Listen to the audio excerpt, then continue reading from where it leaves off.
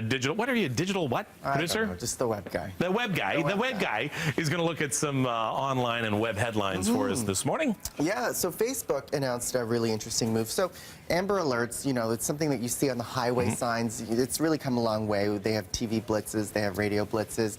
They're on the highways. They're also on the internet. They tweet out whenever there's an Amber Alert. Well, now Facebook has announced that they're integrating this natively within their app right now in the U.S., potentially to come in Canada.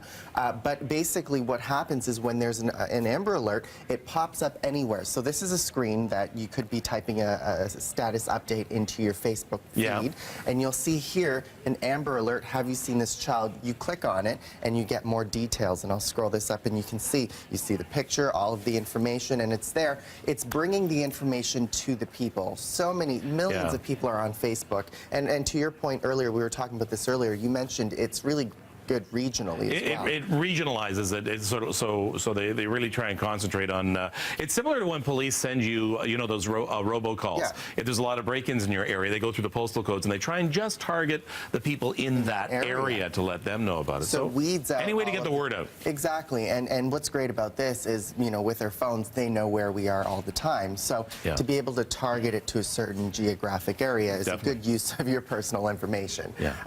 For those in Ontario right now, just a really good piece of information. Amber Alert Ontario is the Facebook page, and you can actually get all of the local Amber Alerts as they happen in Ontario. So follow them; it'll show up in your feed. One other really interesting story: CNN is seeking to use drones in their news reporting. The FAA, you know, drones have become such a big thing. The FAA, and they're incredible, has approved them regulatory allowance to start testing drones in their in journalism, which is pretty exciting. There's still severe restrictions on it, you know, and here in Ontario, there's already restrictions on where you can and cannot use a drone.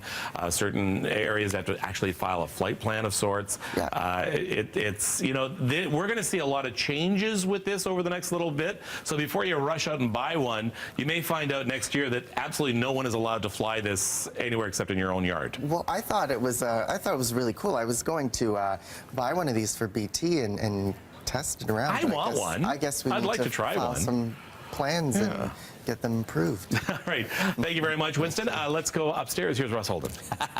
Pilots will say that people shouldn't throw drones.